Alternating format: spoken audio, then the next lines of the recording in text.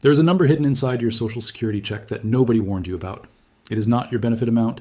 It is not your cost of living adjustment.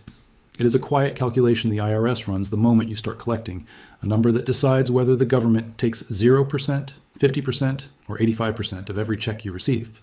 And here is what makes it terrifying. The trigger is not your salary. It is not your wealth. It is 3 specific accounts you almost certainly already own, accounts that turn your retirement into the most heavily taxed chapter of your entire financial life.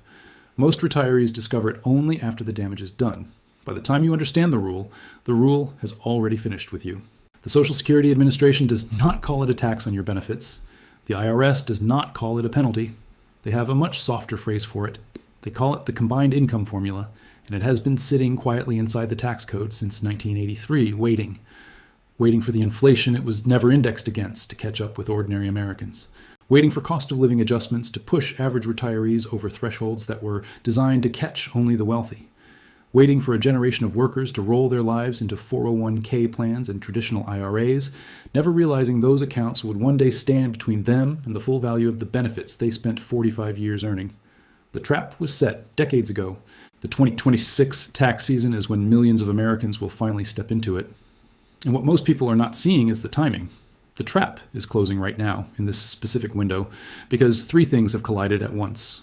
The first is the 2.8% cost of living adjustment that took effect this January, lifting the average retired worker's monthly benefit from roughly $1,976 to $2,032. That is a small raise on paper. But every dollar of that raise pushes a portion of 75 million Americans deeper into the combined income formula, and not a single dollar of the thresholds that govern that formula has been adjusted to compensate. The second collision is the One Big Beautiful Bill Act, signed into law on July 4th of 2025, which the Social Security Administration emailed to millions of beneficiaries, describing it as if it had eliminated taxes on Social Security for nearly 90% of retirees. It did not. It introduced a temporary senior deduction that helps some, leaves others completely behind, and expires entirely in 2028. The third collision is the Congressional Budget Office's projection that the main Social Security Trust Fund will hit insolvency between late 2032 and early 2033, at which point a statutory 24% benefit cut becomes mandatory by law unless Congress intervenes. 3 forces, 1 moment, and the retirees in the middle of all of it are largely unaware. To understand exactly how the trap works, you have to understand the formula. The IRS does not simply look at your Social Security benefit and decide what fraction is taxable. It builds a separate parallel number first. It takes your adjusted gross income, then adds back any tax-exempt interest you earned that year, and then adds 1/2 of your total Social Security benefits. That sum is your combined income. That sum is the number that decides your fate. If you are single and that number stays below $25,000, none of your Social Security is federally taxable. If it slides between $25,000 and $34,000, up to 50% of your benefits become taxable. If it crosses $34,000, up to 85% of your benefits get pulled into your taxable income and stacked on top of everything else. For married couples filing jointly, the numbers shift slightly, but the trap is identical. $32,000 is the floor, $44,000 is the cliff. Cross that cliff and 85 cents of every Social Security dollar becomes ordinary taxable income. But here is where it gets worse. Those thresholds, $25,000 and $34,000 for singles, $32,000 and $44,000 for couples, have not been adjusted for inflation since they were written into law. Not once, not by a single dollar. When Congress passed those thresholds back in 1983, they were designed to capture only the wealthiest 10% of Social Security recipients. The math worked out cleanly. Most retirees earned modest amounts in retirement. The cost of living was a fraction of what it is now, and only the most affluent retirees with substantial pensions and large investment portfolios ever crossed those lines. Today, more than 40 years later, the average American retiree's combined income now blows past those same thresholds without breaking stride. A couple receiving roughly $3,700 a month in combined Social Security plus a modest pension or IRA distribution will almost certainly be over the line. The trap that was originally designed to catch 10% of retirees now catches roughly half of them, and the percentage rises every single year that the COLA pushes benefits higher while the thresholds stay frozen. Think about what that means. The same Congress that voted in 1983 to tax Social Security benefits as a one-time emergency measure to save the trust fund is now collecting that tax from working class and middle class retirees who were never the intended target. The reason it keeps working is silent inertia. Updating the thresholds would require Congress to vote on it, and no member of Congress wants to be the politician who refuses to update them, because that means raising taxes on seniors. But no member of Congress wants to actually update them either, because that means losing tens of billions in revenue that currently flows back into the trust fund itself. So nothing moves, the trap stays armed. And every new retiree who steps into 2026 walks straight into it. Now we get to the part nobody explains until it is too late. 3 specific accounts inside your retirement portfolio are the engine that drives your combined income upward. Not your house, not your car, not even your savings account in most cases, 3 accounts. And if you do not understand how each one feeds the formula, you cannot escape what the formula does to your benefits. The first account is the traditional 401k. The very same account that millions of Americans have been told for 40 years is the cornerstone of a secure retirement. The same account your employer matched. The same account you maxed out every year. The same account your financial advisor told you to keep contributing to, because the tax deduction now would save you money later. Here is the part they often did not explain. The phrase tax deferred is not a synonym for tax free. It is a synonym for taxes you have not paid yet. And every single dollar you withdraw from a traditional 401k in retirement counts as ordinary income on your federal return. That ordinary income flows directly into your adjusted gross income. Your adjusted gross income is the first input to the combined income formula. So when you pull $30,000 out of your traditional 401k to cover living expenses, you have not just created a $30,000 tax bill on the withdrawal itself. You have also potentially pulled tens of thousands of dollars of your Social Security benefits into the taxable pile alongside it. The IRS taxes the withdrawal. Then it uses the withdrawal to tax your benefit.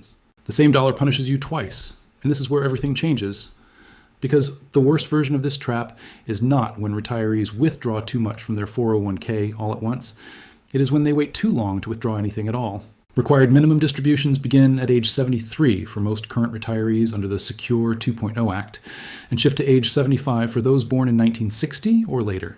If you spend your 60s and your early 70s leaving your traditional 401k untouched while you live off Social Security and other sources, that account compounds. It grows. It swells. And then, the year you hit 73 or 75, the IRS forces you to start withdrawing a percentage of it whether you want to or not.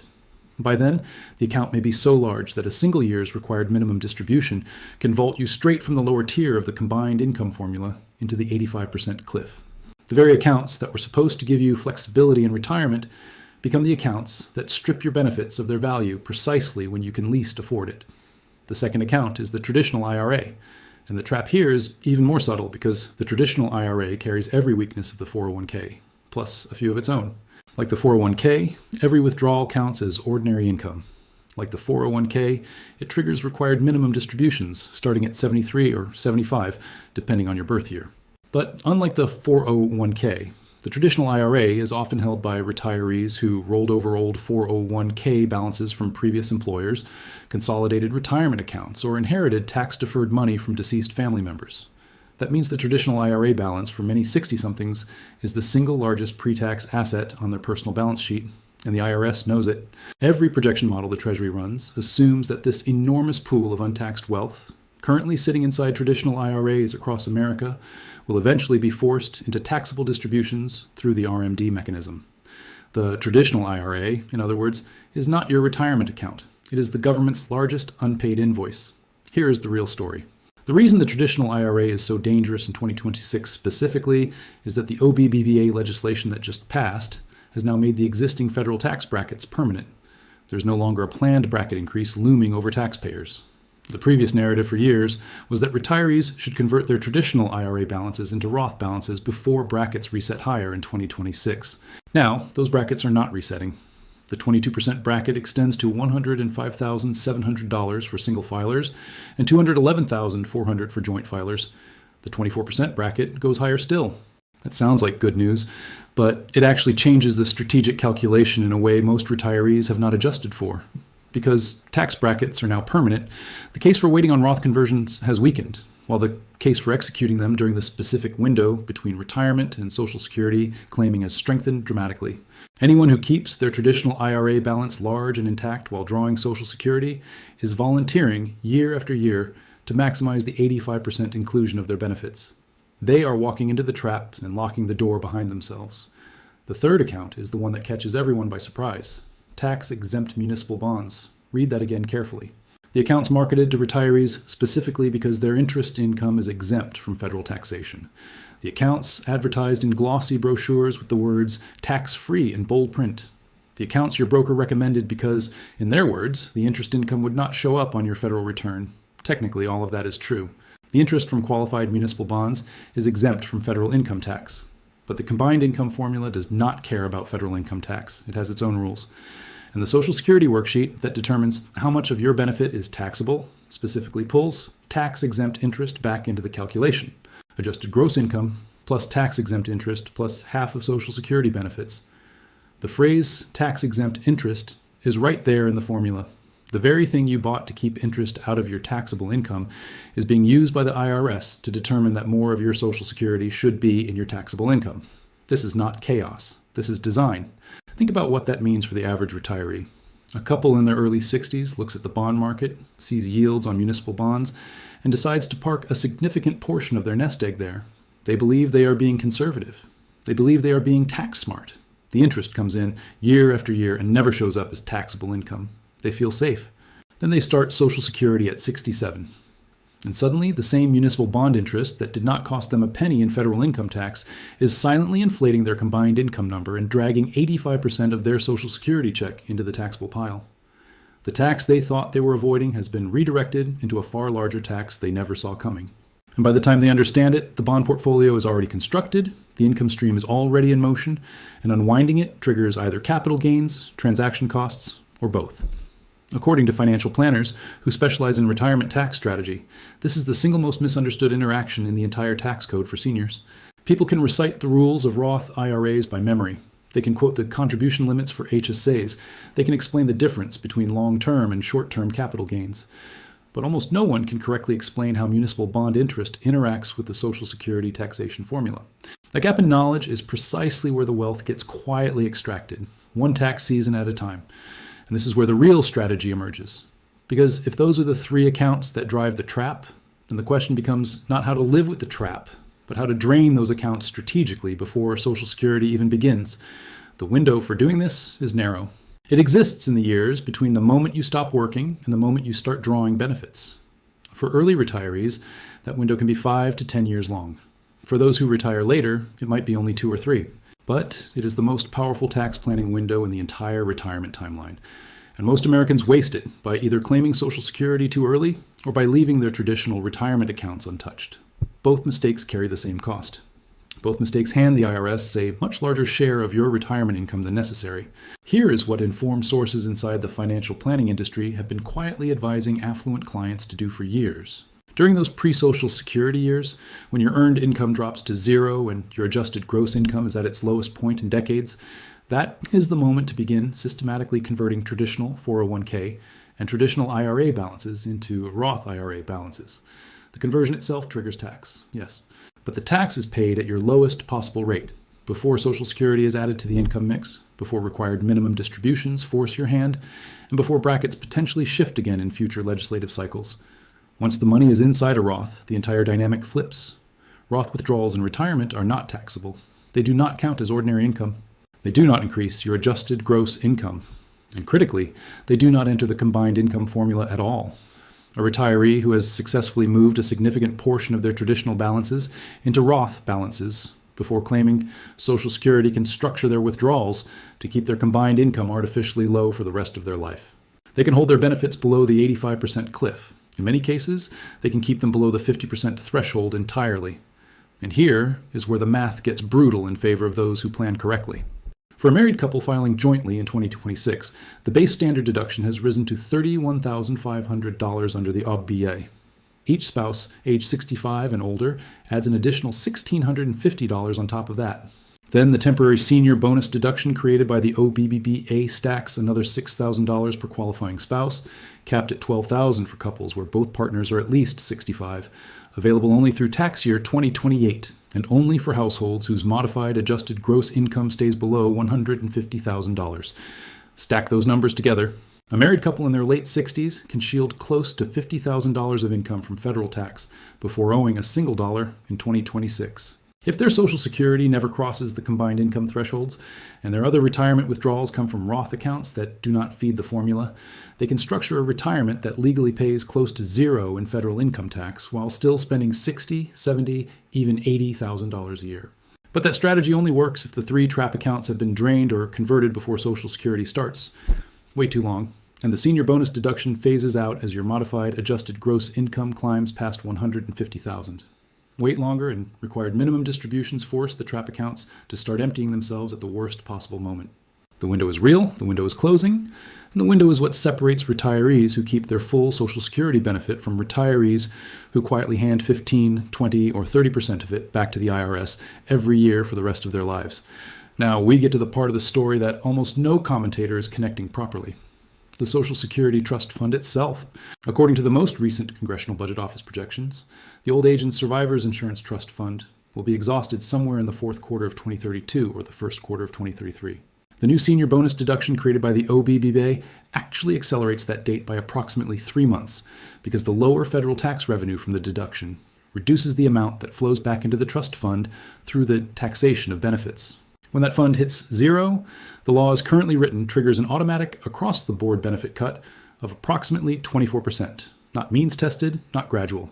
24% off every check for every recipient. The only way to avoid it is for Congress to pass legislation between now and then to either raise revenue, cut benefits in a different way, or restructure the program entirely. None of those options are politically easy. All of them are being discussed in Washington right now, including a recent proposal from the Committee for a Responsible Federal Budget to cap total household Social Security benefits at $100,000 annually for retirees claiming at the normal retirement age. And this is where everything changes, because if your benefit is going to be reduced anyway, either by legislation or by automatic trust fund cuts, then every dollar of taxation on the remaining benefit becomes that much more devastating. The retirees who are bleeding 85% of their checks into taxable income in 2026 are setting themselves up for a double hit. First, the tax extraction. Then, potentially, the benefit reduction.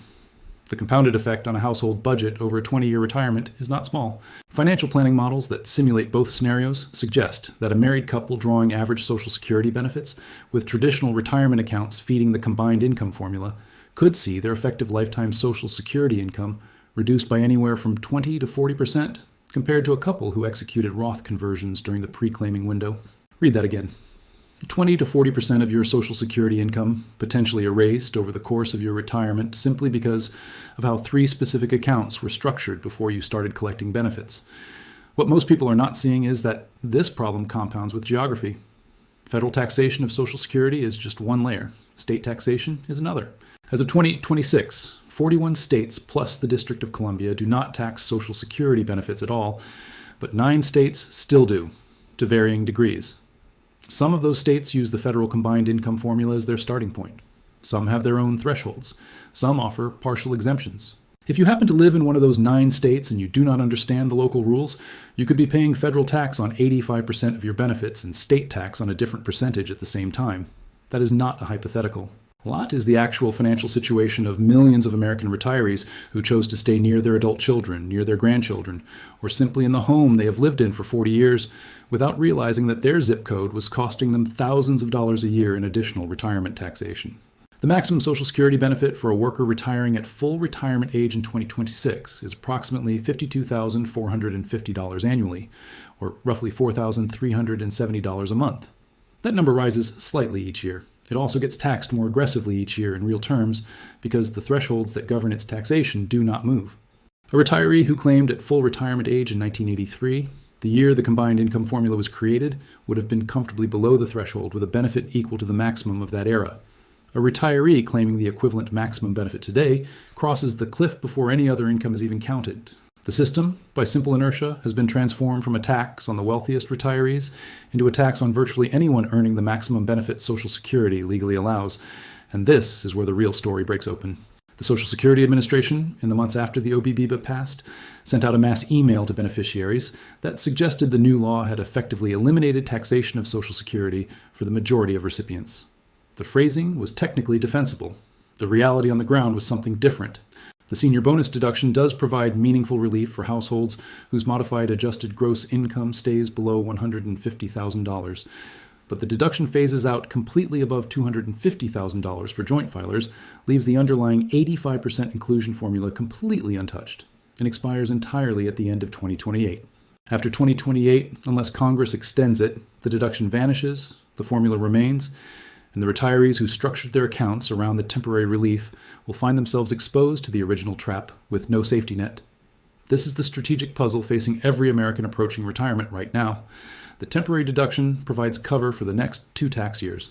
The permanent formula behind it has not changed. The trust fund is approaching insolvency. The political environment that would be required to fix any of these structural problems remains gridlocked.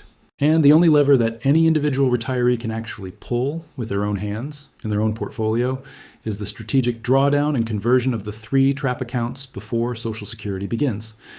Here is what informed sources within the wealth management industry have been emphasizing repeatedly in 2026. The retirees who will emerge from the next decade with their benefits intact are the ones who treat the pre-Social Security window as the single most important tax planning event of their lives. They retire from full-time work in their early 60s. They live deliberately off taxable brokerage assets and cash reserves during the gap years. They execute methodical Roth conversions from their traditional 401k and traditional IRA balances, filling the lower brackets each year without spilling into the higher ones, watching the IRA Medicare premium thresholds carefully so they do not accidentally trigger surcharges that begin at $109,000 of modified adjusted gross income for single filers and $218,000 for joint filers in 2026. They restructure or unwind municipal bond positions that were quietly inflating their combined income calculation. And by the time they finally claim Social Security at 67 or 70, the 3 trap accounts have been substantially neutralized. The combined income formula still runs, but it runs on a much smaller number. And the 85% inclusion that destroys other retirees never reaches them. The retirees who do not plan this way often discover the problem only after the first tax return that includes both Social Security and significant traditional account withdrawals. The shock is real. The bill is real. And the structural fix at that point becomes much harder because Roth conversions executed while Social Security is already being collected drag even more of the benefit into taxable territory. The window is closed. The trap is shut. The retiree spends the rest of their life paying tax on the very benefits they spent 45 years earning, all because 3 specific accounts were left intact at the wrong moment. There is one more layer to this that almost nobody outside the financial planning industry is talking about: the earnings test that applies to Social Security beneficiaries who claim before reaching full retirement age. In 2026, if you claim benefits early and continue to earn wages, the Social Security Administration will deduct $1 from your benefit for every $2 you earn above $24,480. In the year you actually reach full retirement age, the deduction softens to $1 for every $3 above $65,160. Once you reach full retirement age, the test disappears entirely. The earnings test only applies to earned income from wages or self-employment, not to distributions from retirement accounts. This creates yet another strategic layer. Retirees who continue to work part-time while claiming benefits early face a different set of trade-offs than those who fully retire. Those who do not understand the interaction between the earnings test and the combined income formula can end up triggering both penalties simultaneously, losing benefits to the earnings test on one side while also taxing the remaining benefits on the other. What this all adds up to is a retirement landscape in 2026 that has more moving parts than at any point in the history of Social Security. The COLA is rising, the thresholds are frozen, the trust fund is bleeding, the temporary senior deduction is masking the underlying problem for 2 more years. The 3 trap accounts are doing their work quietly in the background of millions of retirement portfolios. The 401k, accounts that did not exist in significant numbers when the formula was passed, are now the dominant retirement vehicle for working Americans. The traditional IRAs that were a niche product in 1983 now hold trillions of dollars in untaxed wealth. The municipal bond market, designed to fund local infrastructure, has become a major holding for retirees, specifically because of the tax exemption that the combined income formula then reverses. Every piece of the modern retirement landscape was bolted on top of a 1983 tax structure that nobody bothered to modernize.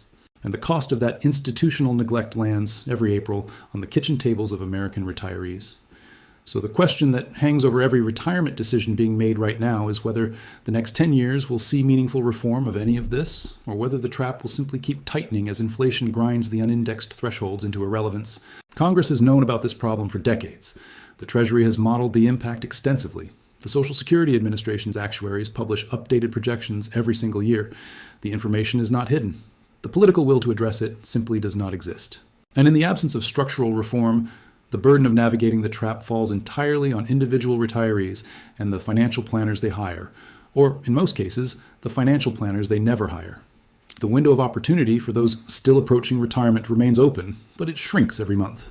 Roth conversions executed in 2026 will pay tax at brackets that are now permanent under the OBBBA. The temporary senior bonus deduction is available through 2028. The trust fund is solvent for approximately 7 more years. Every month that passes brings the system closer to a forced confrontation between political reality and actuarial reality. When that confrontation happens, the rules will likely change. Whether they change in favor of retirees or against them is impossible to predict.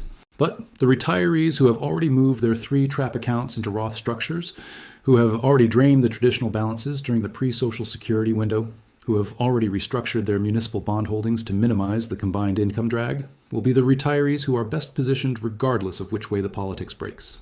They will have insulated themselves from the worst version of the trap before the trap becomes everyone's problem. The retirees who do nothing, who follow the conventional advice of leaving tax-deferred accounts alone for as long as possible, who claim Social Security at 62 without considering the interaction with their other income sources, who hold municipal bonds because somebody told them the interest was tax-free, are walking into a system that will quietly extract a significant portion of their retirement security. The system will not warn them. The Social Security Administration will not warn them. Their bank will not warn them. Their brokerage statement will not warn them. The combined income formula will simply run year after year until they look at their tax return and realize that the 85% number applies to them. So the real question, the one that should be keeping every soon-to-be retiree awake at night, is not whether the rules are fair. The rules are what they are. The question is whether you have time to act before the trap closes around your own portfolio. Have you mapped the 3 accounts that are silently feeding your combined income calculation? Do you know how large your required minimum distributions will be when they begin? Have you modeled what happens when Social Security is layered on top of your existing income sources? Have you executed even one Roth conversion this calendar year?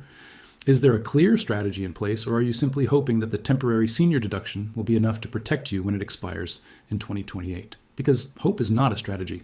The IRS is not waiting for you to figure this out. The trust fund insolvency is not waiting for you. The thresholds are not moving.